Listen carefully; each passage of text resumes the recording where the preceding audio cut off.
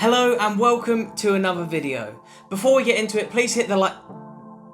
That's not right. That's better. But yeah, I was going to say, before we get into it, please hit that like button and subscribe if you're new. The Old Firm derby was the other weekend, and that got me thinking, what is the best ever Celtic and Rangers combined 11? Before we start, a quick disclaimer. I don't support either team, so if I've missed anyone out, please do let me know in the comments below. In goal, there's a couple that I could have picked from here, but I've gone for Andy Goram of Rangers. Not just a footballer, Gorham was such a good sportsman, he actually even played professional cricket. He was born in England, but eventually went on to represent Scotland and was capped for the country 43 times. In a 2001 poll, he was voted Rangers' greatest ever goalkeeper, and has even played in European Championships and World Cups.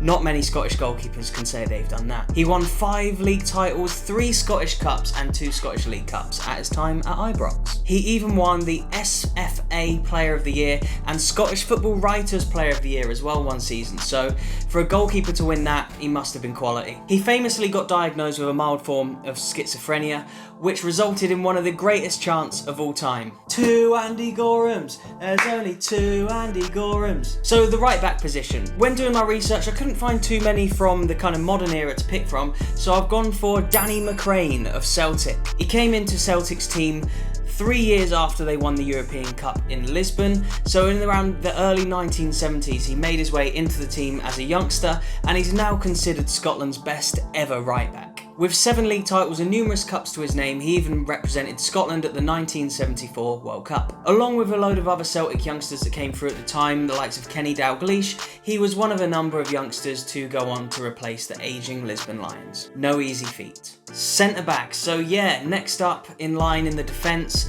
probably the most important player in the Old Firm history. Boom song. No, I'm only joking. It's Billy McNeill, Celtic's European Cup winning captain. The leader of the Lisbon Lions, the team of local lads who beat the opposing Italians, Inter Milan, 2-1 in the final in 1967. If I didn't include him in this team, it just wouldn't be right. A proper one-club man, he spent his entire club career at Celtic, making around 800 appearances for the boys. He even went on to manage them twice, and let me just read out what he won as a player and then manager for Celtic. So, as a player, he won 9 league titles, 7 cups, 6 league cups, and the 1 European Cup. As a manager, 4 leagues, 3 cups, 1 league cup. So an absolutely staggering amount of medals this man has, which I've actually seen in the Celtic boardroom. You can see that video on my channel, I'll leave a link to it below. There's so much I could mention about his esteemed career, but we'd be here all day. The only man to lift the European Cup for a Scottish team. The first man to lift the European Cup for a British team. Fair play, what a legend.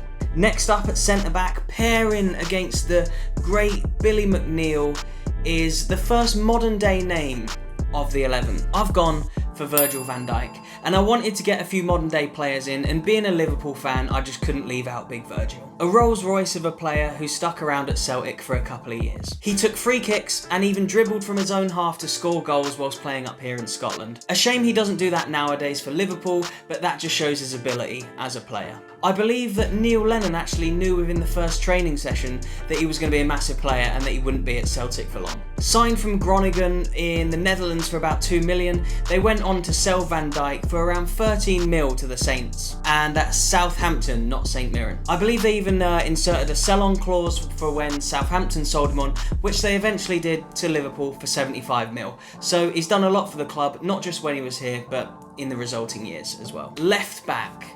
I've gone for another Rangers player. So I've gone for John Grieg, I'm not sure how it's said, voted Rangers' best ever player. There's a statue of him outside of Ibrox. Similar to Billy McNeill, he's a real one-club man who led his club to European success. Whilst Billy McNeill is immortalised in Celtic folklore for his heroics during the Lisbon Lions campaign, this man John Grieg is the same, but for Rangers, when they won the European Cup Winners' Cup. To this date, that is their first and only European trophy. Celtic were obviously coined the Lisbon Lions, but John Grieg lifted the trophy of the European Cup Winners' Cup for Rangers, and they were coined the Barca Bears. They beat Dinamo Moscow 3-2 in a thrilling final in 1972 at Barca's Camp Nou. Over 700 games in all competitions, and over 100 goals scored for the club. He played in a number of positions for the club, but what I could find out online, he was best used as a left back.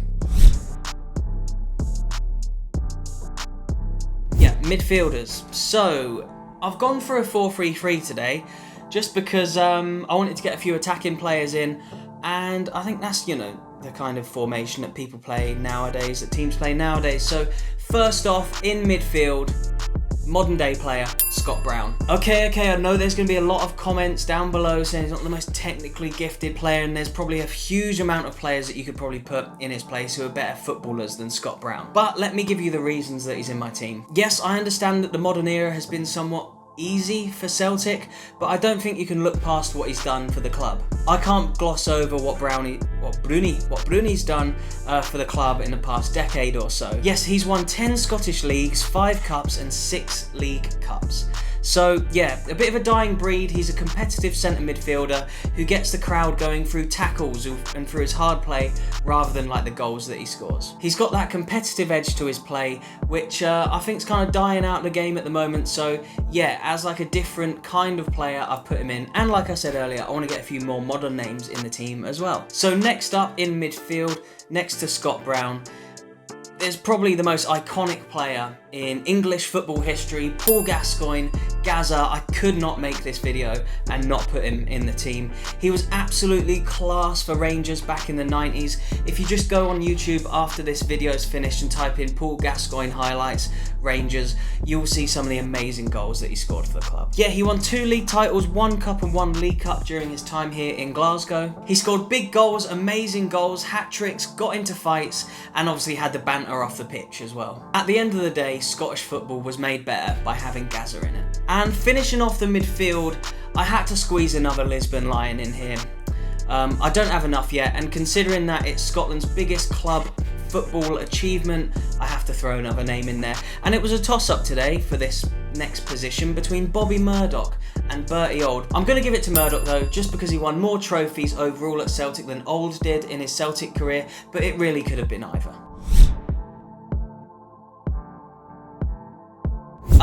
Yeah, so on to the attackers now. 3 up front I've gone for. I want to keep it like a real formation, so I'm not going to be putting like a striker on the wing or anything like that. So there's definitely a couple of players I could have included and taken out. There's arguments you could make for and against some of these players, but this is my personal opinion. So one of the wingers I've gone for Celtic's best ever player as voted for by the fans, someone I've mentioned in a lot of my videos, Jimmy Johnstone. European Cup winner, Lisbon Lion, Celtic's greatest ever player as voted for by the fans. Need I say any more? Actually, yes, I shall say a little bit more. If you do want to find out more about this player, I made a video about him and the academy that is in his name to this day. I'll leave a link to that in the description box below, so you can check it out for yourself. But yeah, Jimmy Johnstone, one of the biggest legends of Scottish football, European Cup winner. Yeah, absolute legend. That's why he's in the team. No brainer. So another winger. On the other side, I've gone for a Rangers player from the 90s, a player who was truly one of the best players in Europe at the time, Brian Laudrup, part of a Denmark squad that amazingly won the Euros in the 90s. He's played for Bayern, Fiorentina, Milan, Chelsea, Ajax, and Rangers amongst other clubs. He was a proper good player and probably one of Denmark's all-time greats. He was part of the team that played with Gazza and Ali McCoist and Haitley, and he used to score some big goals, and he scored in cup finals. He's an absolute legend, and he had to make it into the team. He spent 4 seasons at Ibrox, winning 3 league titles and a handful of other cups as well. And then, so yeah, I've only got 1 space left for a striker. Now, depending on what colour you are here, green or blue, you're probably thinking, is it going to be my beloved Henrik Larsson or my beloved Ali McCoist? They are really the only 2 people I could have picked for the best ever starting 11. And I'm going to give you my reasons, obviously, why I picked this player, but this is where I'm most torn. This is literally where I've been most torn on all the positions I've kind of found players that I wanted to put in, but this is the one where it literally was a toss-up between the two. And I suppose the two centre mids, but yeah, this is tight. So Ali McCoist is Rangers' all-time top scorer, and Henrik Larsson is Celtic's greatest ever import. I could have gone for Jan Vennegoor of Hesselink just for the name alone, but that'd be unfair to these two legends.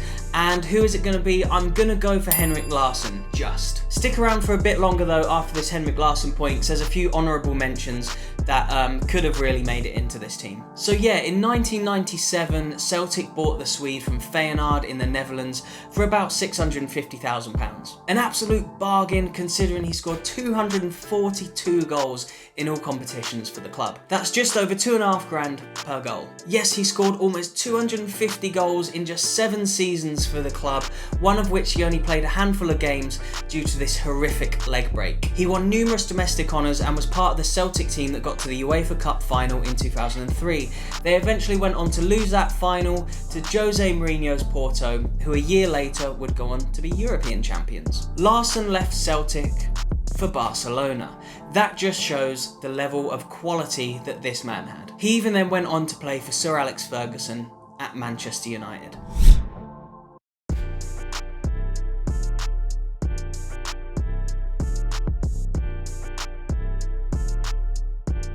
So yeah, some notable mentions of some players that I can't really make this video without talking about. Yes, I've included 11 players based on a bit of research that I've done over the past few days, but I really could have left any of them out for these ones that I'm about to mention. So for Celtic, you've got Stevie Chalmers, fifth highest Celtic scorer of all time and scorer of the winning goal in the European Cup final. Needs no introduction really, Sir Kenny Dalglish. He's someone I could have included.